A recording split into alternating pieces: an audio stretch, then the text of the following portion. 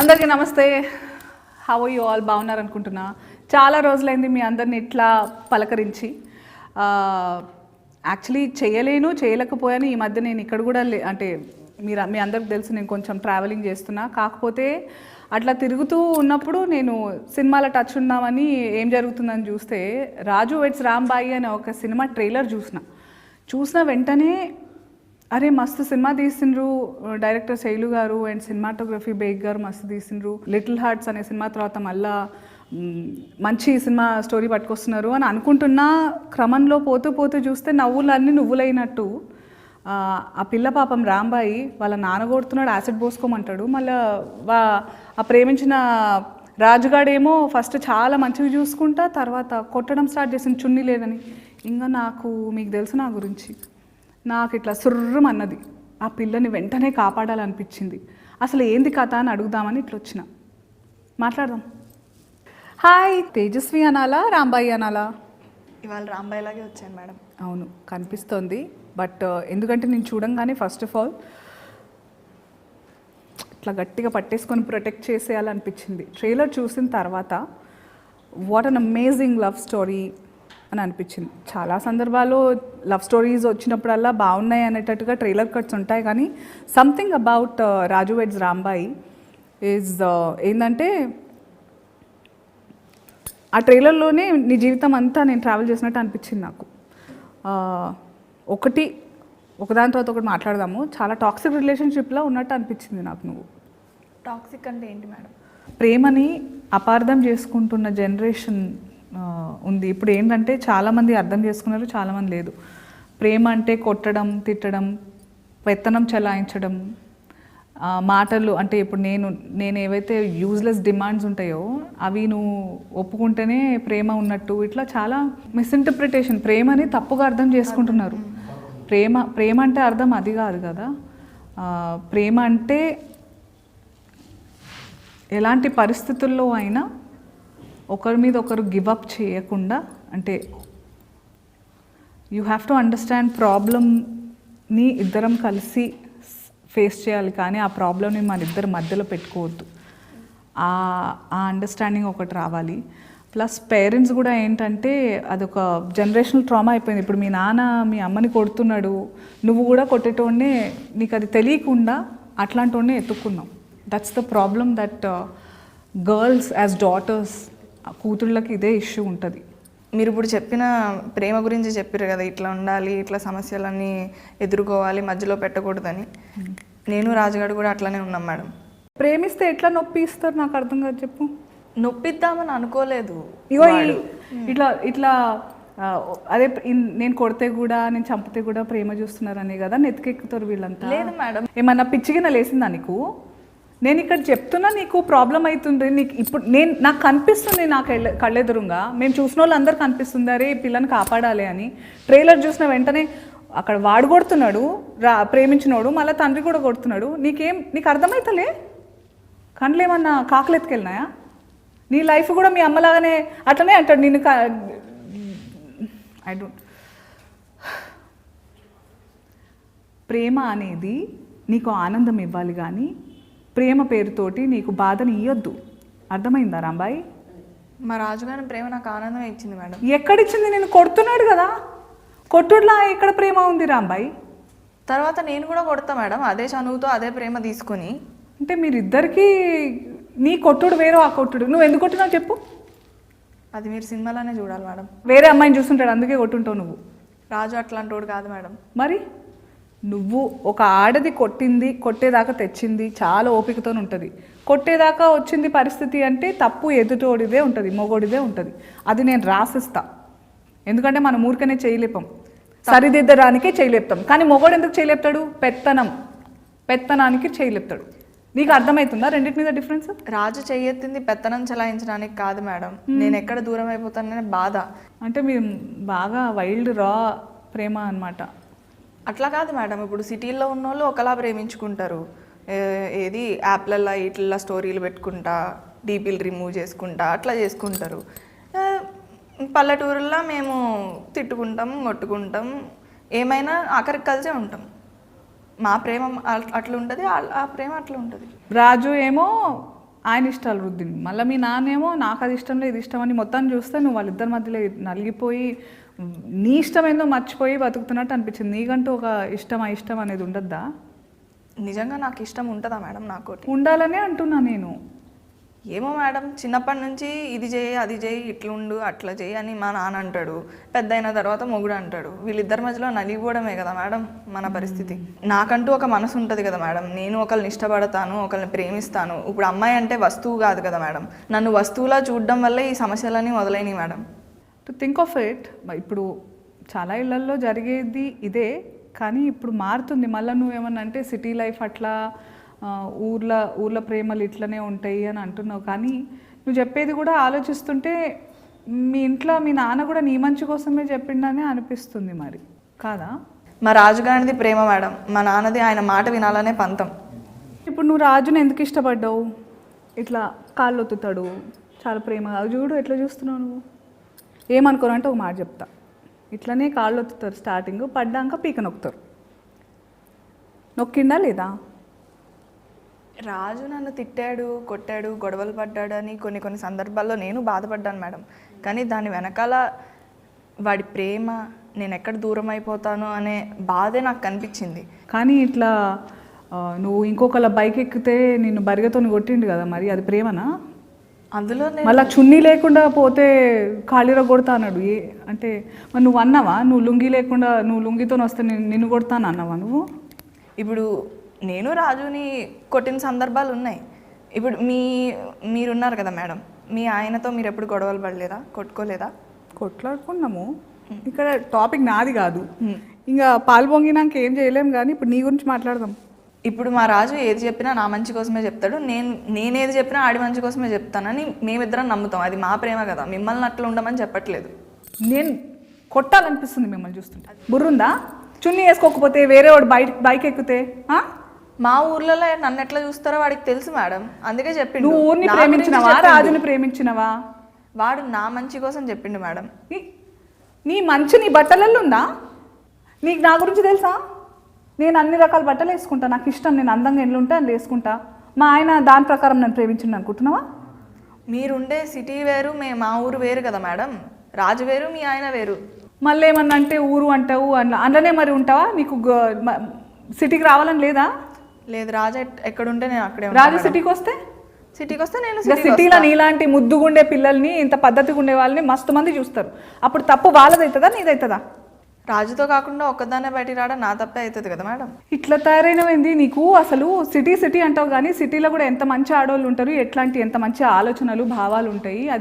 అదేదో మనందరం కలిసి మగోళ్ళకి శత్రువు అయినట్టు నేను మగజాతికి శత్రువులాగా మాట్లాడతలేను. కానీ ఇట్లాంటి వాళ్ళు ఉన్నారు కూడా, వాళ్ళకి అర్థమైతలేదు ప్రేమ అనేది ఏందని.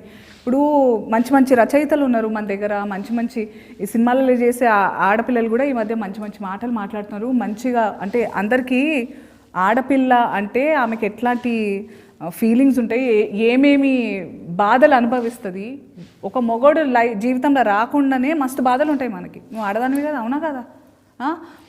మనకి పీరియడ్స్ వస్తాయా?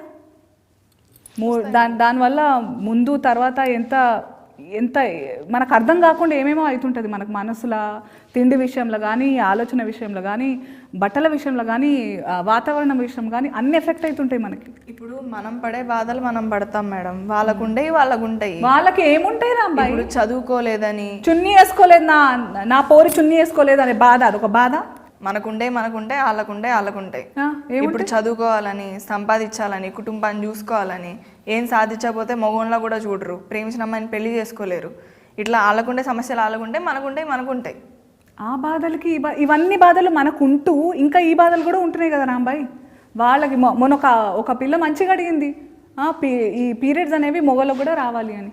అట్లా కాదు మేడం, ఇప్పుడు మనకుండే బాధలు మనకుంటాయి, వాళ్ళకుండే బాధలు వాళ్ళకుంటాయి. సరే కానీ అంత ప్రేమించిన అన్నావు, మరి అంత బాధ ఎందుకైంది? ట్రైలర్లో చూసిన నేను. ఇక్కడ నా ప్రేమ కథకు ప్రేమే అతిపెద్ద శత్రువు మేడం, ప్రేమే శత్రువు. మరి అట్లాంటప్పుడు ఎందుకు రాజుని ప్రేమించినవో? రాజుగాన్న నేను అడగగానే బ్యాలెన్స్ చేయిస్తాడు, నాకు పానీపూరి తినిపిస్తాడు, ఆటోలలో రోజు తిప్పుతాడు, నేను అడిగానని చెప్పి బిట్లు చూడడం ఆపేశాడు. నా కోసం నేను ఎన్నిసార్లు అడిగినా బ్యాండ్ కొడతాడు. ఇంతకన్నా ఏం కావాలి మేడం? బ్యాండ్ కొట్టేవాడుని ప్రేమించేసినావు నువ్వు, మళ్ళీ పైగా బ్యాండ్ కొడుతూనే ఉండు, పెళ్లి చేసినప్పుడు కొడుతూనే ఉండు, పిల్లలు పుట్టినాక కూడా కొడుతూనే ఉండు బ్యాండ్ అని అంటున్నావు. బ్యాండ్ కొట్టినట్టు నేను కూడా కొడుతున్నాడు మళ్ళీ. మీరు ఊకే ఎన్నిసార్లైనా అటే వస్తున్నారు మేడం. మేమిద్దరం అంతే, అదే చెప్తున్నాను. కొట్టుకుంటాం, తిట్టుకుంటాం, కలిసిపోతాం.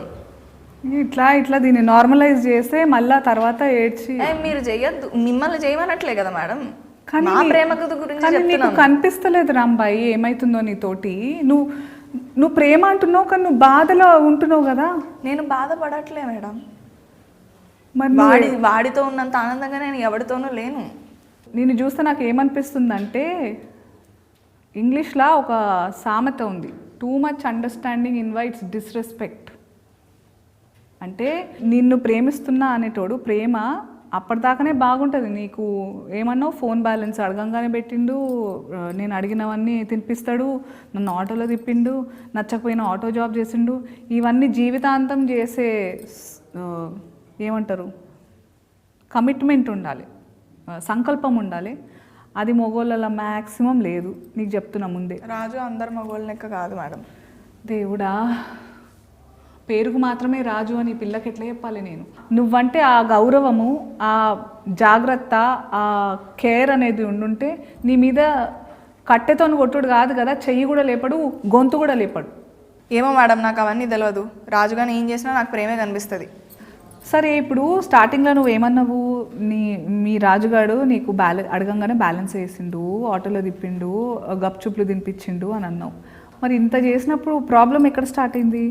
మా నాన్నకు తెలిసినాకనే స్టార్ట్ అయినాయి మేడం అన్ని ప్రాబ్లమ్స్. కులం, గోత్రం అట్లాంటి ప్రాబ్లం ఉండేనా? లేదు మేడం, కులము ఇట్లాంటివేమీ మా ప్రేమకు అడ్డు కాదు మేడం. మరి ఎందుకు ఒప్పుకోలేదు మీ అయ్యా రాజుగాడికి నీకు మీ ఇద్దరు ప్రేమని? మరి ఇప్పుడు రాజు 7వ తరగతి వరకే చదివాడు మేడం. ఆయనకి గవర్నమెంట్ జాబ్ రాదు. మా నాన్న గవర్నమెంట్ జాబ్ లేకపోతే పెళ్లి చేయను అంటున్నాడు. ఎట్లా సాగుతాడు అనుకున్నావు? సాగుతాడు మేడం. ఇప్పుడు మా అమ్మ మా నాన్నని గవర్నమెంట్ జాబ్ ఉందని చేసుకున్నది. లేదు, మా తాత మా నాన్నకి గవర్నమెంట్ జాబ్ ఉంది కాబట్టి మా అమ్మ సుఖంగా ఉంటుంది అనుకుని పెళ్లి చేశాడు మా నాన్నకి. కానీ నేను ఇప్పుడు వచ్చైతే మా అమ్మని సుఖంగా ఉండడం చూడలేదు. ఇప్పుడు నేను సుఖంగా ఉండాలి, నన్ను అర్థం చేసుకునేవాడు కావాలి, గవర్నమెంట్ జాబ్ ముఖ్యం కాదు, రాజు లాంటివాడు కావాలని అనుకున్నాను.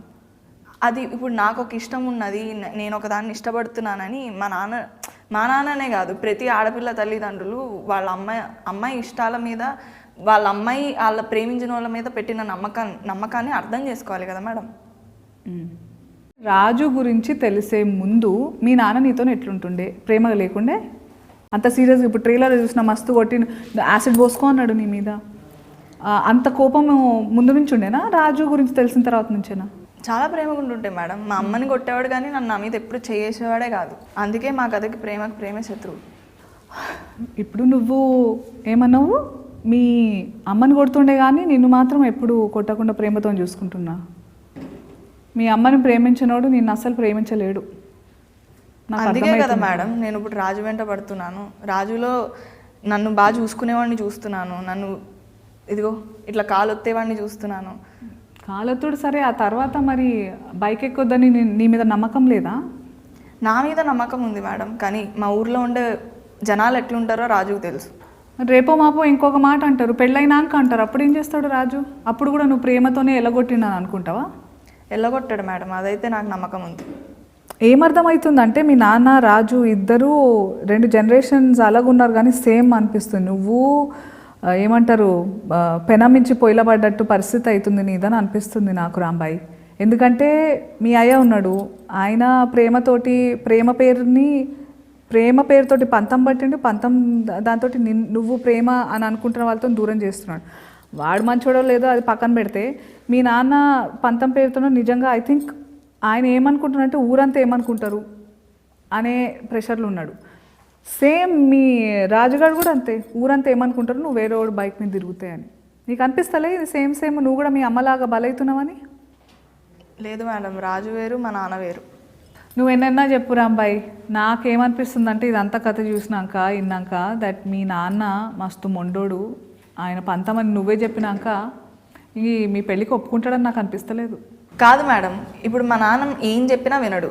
అసలు మీకేమనిపిస్తుంది మేడం, ఎందుకు ఇట్లా ఉంటారు? ఈ ప్రాబ్లం నీది ఒక్కటే కాదు రాంబాయి, అందరు అమ్మాయిలకి ఇదే ప్రాబ్లం. ఎందుకో నాకు ఇప్పుడు నీకు జనరేషన్ గ్యాప్ ఎంతున్నా కానీ నాకు ఒక్క విషయం అప్పుడు అర్థం కాలే, ఇప్పుడు అర్థం కాలే. అప్పటికి ఇప్పటికీ కొంచెం మారినా కూడా మీలాంటి ఊళ్ళల్లో ఇంకా ఆ పాతకాలం పద్ధతులు, ఆ పాతకాలం పగలు పంతాలు, పరువు ప్రతిష్టలు పేరుని వీటన్నిటిని అమ్మాయికి తోడుగా, అంటే వీటితో పాటు పరువు ప్రతిష్ట అమ్మాయి ఒక లైఫ్లెస్, అంటే జీవం లేని దానిలాగా ట్రీట్ చేస్తూ ఉంటారు.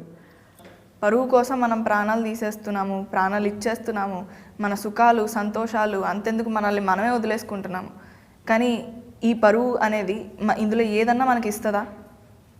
ప్రేమ ఇస్తుందా? సుఖం ఇస్తుందా? సంతోషం ఇస్తుందా? కరెక్టే. ఇంతకీ మీది లవ్ మ్యారేజా అరేంజ్డ్ మ్యారేజా మేడం? లవ్ మ్యారేజే.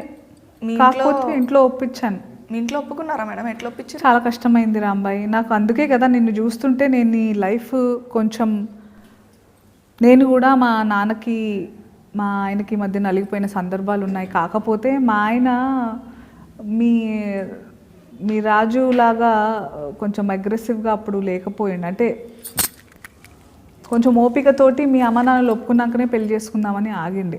అక్కడ నాకు కొంచెం ఊరట ఉండే, ప్రెషర్ లేకుండే మా ఆయన నుంచి పెళ్ళి కోసం.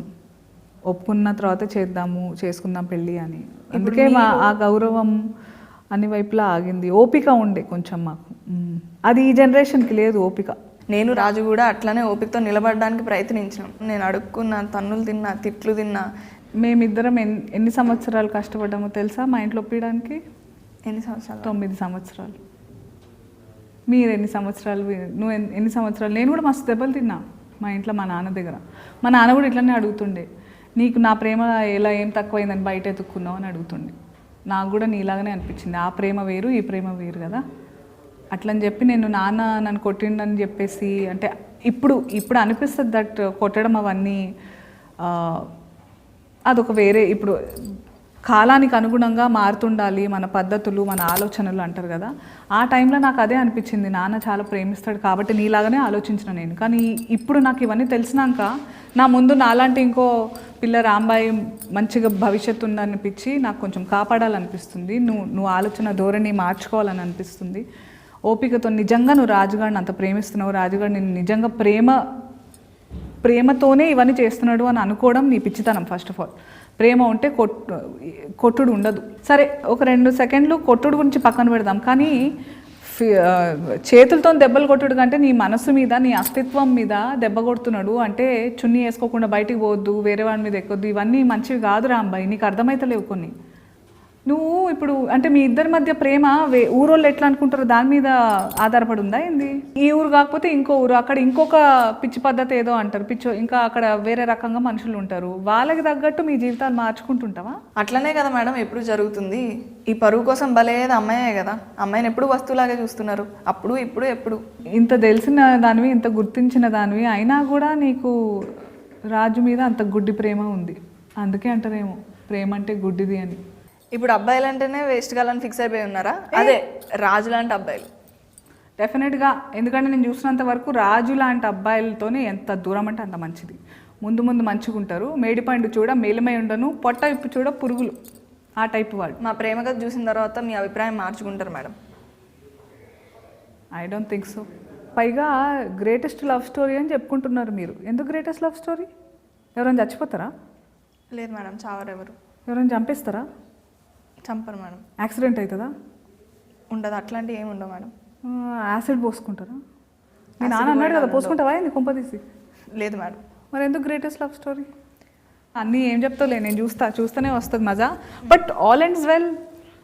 పెళ్ళవుతుందంటే హ్యాపీ ఎండింగ్ అనమాట. మంచి జరిగిందా చెడు జరిగిందా నేను చెప్పలేను, కానీ మీరైతే షేక్ అవుతారు మేడం. వామ్మో, మస్తు పెద్ద మాటలు అంటున్నావు. మరి నేనైతే వెయిట్ చేస్తున్నా. నేను చూస్తుంటే రాంబాయి నీ మీద నాకు మనసాయనే అట్లనే అందరు కూడా అంటున్నారు. మరి ఏమవుతుంది ఈ ఇద్దరు మగోళ్ళు మధ్య, నీ లైఫ్ ఎట్లుంది అని మస్తు పరేషాన్ అవుతున్నారు. సో అందరం కలిసి మనం రాజు వెడ్స్ రాంబాయి థియేటర్లలో చూద్దాం.